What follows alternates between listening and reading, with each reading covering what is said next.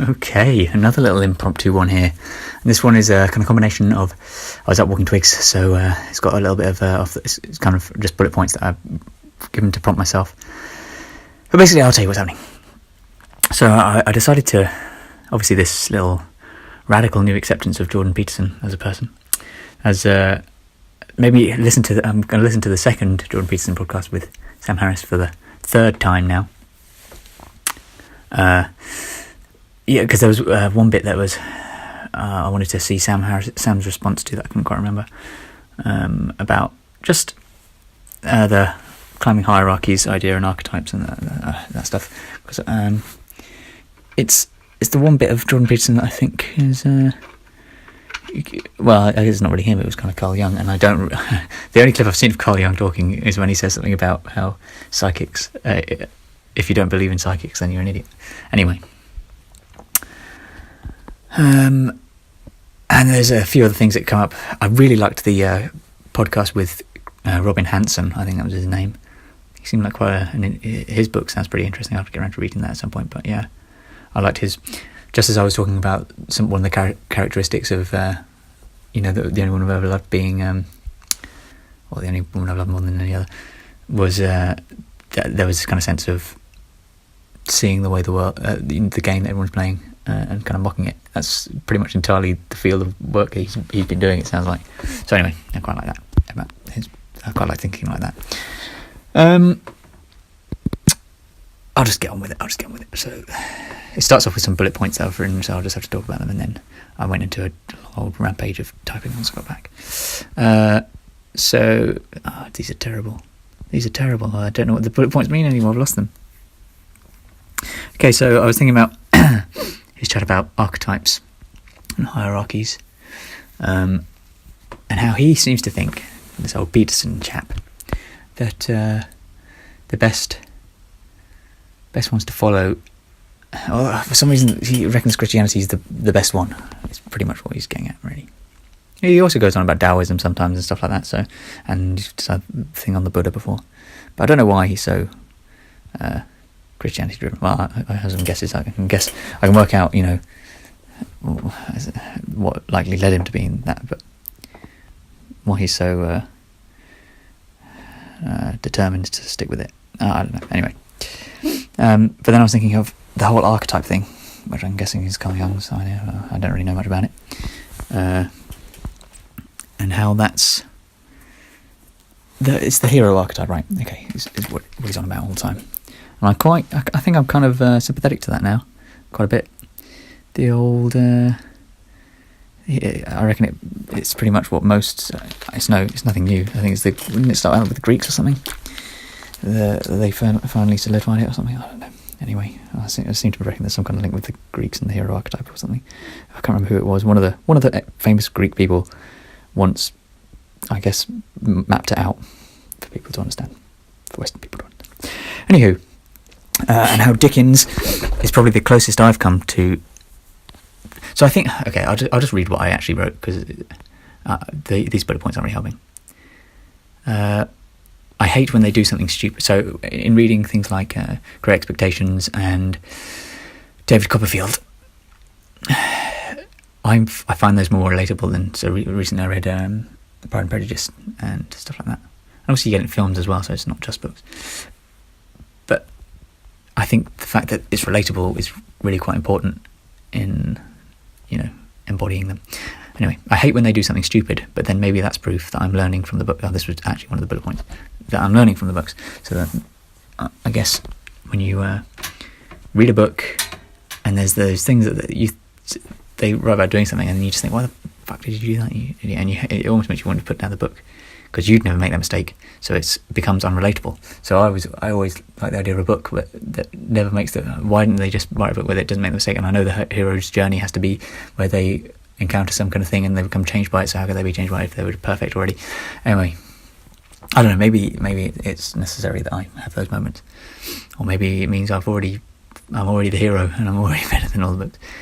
Anyway, Jordan seems to think the religious stories are the best regardless of who you are, so I'm saying it has to be relatable, and he says that the Christ story is the ultimate one. And I guess I don't know enough about it to say it's not, because I've never really read it, but I'm gonna do that, and then maybe hopefully I'll be able to pick holes in it. I disagree. I think you have to find the best in all of them. We're too individualised for any one story to be a perfect match. Jane Austen, for example, for me. So the Jane Austen stories, I just found too unrelatable. I mean, the problems they seem to be encountering is that they're not going to have enough money, even though they seem to have the equivalent of 40,000 a year, and that's a problem that they're only going to, how they're going to get by with that and stuff. And the people that they fall in love with just annoys me because it's so annoying. I don't know. I didn't hate them that much, but I didn't find them I didn't take much away from them. It's not relatable enough to be fully useful for me, or to me, but the religious ones are too old and haven't evolved with time. Well, that was my first ever thing that I hated about religion, was just noting that the books just don't get edited or adapted over, to fit the modern times or whatever. I guess some people probably do try to do that, and anyway, I tackle that here. Well, I admit that perhaps they have, and that's what the stories that I do recommend trying to emulate are. So the stories of like Harry Potter and stuff. Anyway, I say here, David Copperfield is meant to be a modern day Jesus, right? Well, not modern day, but back when it was new, it was modern day. So the hero characters like Spider-Man or whatever are meant to be, are the evolved forms of Jesus and all that. So we're no longer in a time where people are getting stoned left, right, and centre. So it's not really. You don't have to. No, whatever. But the idea that we should stick to the original is absurd to me. I suppose it's an offshoot of loyalty, something I've never been a big fan of, at least not in its promoted form. Not in its promoted, and then I was trying to remember the word. What's the word for not unrequited love, or unrequited love, sorry. Not unrequited love, but unconditional. Yeah, I hate unconditional loyalty. So, loyalty, you just have to be loyal no matter what ends up happening. Stick with them thick or thin. I don't like that. I think it can be useful. Actually, I tackle this. Just remember this for when I'm talking about 80-20 distributions and lying and 2 simple rules. Okay, that's the same thing. Loyalty, unconditional loyalty is 2 simple rule. Right, and it's related to a point. There we go. And it's related to a point Robin Hanson made in the recent Sam Harris podcast, which and whom I was a huge fan of, it turns out, and noticed how similar he sounded to Eliezer Yudkowsky, both in demeanour and voice. But he said that simple rules like never lie or never torture are just too simple to fit every possible encounter, and I think he's right. Perhaps a better rule would be something like never lie if you can avoid doing it. And I think that actually Jordan Peterson has said pretty much something like that. But I'm starting to side with the more realistic interpretations than Sam's never lie policy. Although, he obviously says never torture, but then I think Sam just has caveats. Anyway, and there is probably some mathematical ratio which turns out to be optimal given the nature of human interaction. Maybe it's the golden ratio, maybe it's the Pareto distribution, maybe it's 70-30 like Peterson always says is the best for letting your opponent win to have them play with you. So what I'm saying is maybe you should lie, maybe you should tell the truth, try to tell the truth 95% of the time, but accept that 5% of the time it might be better to lie in some soft sense. The point is, I think he's right about archetypes, and maybe what would Jesus do is a useful tool, but I don't think any of these archaic religions need to be your sole guides for existence, and this ties into those 6 or 7 points I made some time ago about knowing that your subjective experience is the only thing that matters, and then acknowledging that there are things that are known to make you have a better or worse quality of subjective experience. Well, it should also be noted that there are ways of acting that are more likely to enable you to and sustain those things which give you that subjective experience worth having. And I don't deny at some point behaving traditionally religiously was very likely the best method for this. I just don't think that it is today. So I think the things that we know to be just to improve. Okay, so we know that your subjective experience is tied to your biology and your neurobiology and your neurochemistry. And it's all to do with neurotransmitter levels and stuff like that, right? And we also know that there are ways of there are certain things and ways of being in the world which correlate with certain neurobiological and neurochemical and just neurological neurological states of mind. Well, neurological states which then give you a state of mind that are better or worse than others. And some of those things are stuff like having meaningful relationships with others, which is something that Sam goes on about quite often. Oh, for God's sake. God, I got distracted by the dog. So yeah, there are meaningful relationships. Sam goes on about just any kind of relationship with a person is probably used better than having no relationships whatsoever. Doing work that you find challenging, something that Jordan goes on about quite a bit, and that's I quite like how he tries to. At least I used to find it too cryptic and too vague, too ambiguous, and it probably still is. But he does try, in some respect, to at least apply.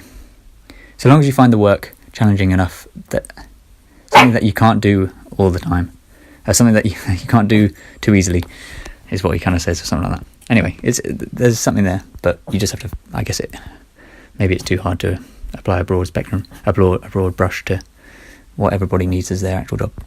Okay, right, where was I?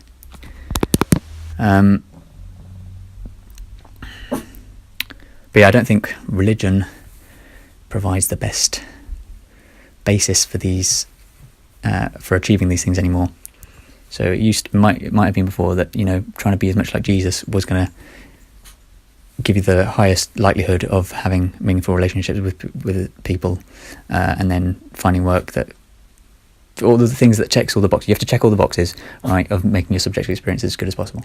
And maybe the way of doing that before, the best way of doing it was to be religious, and I just don't think it is anymore. I think now, you find books, find role models that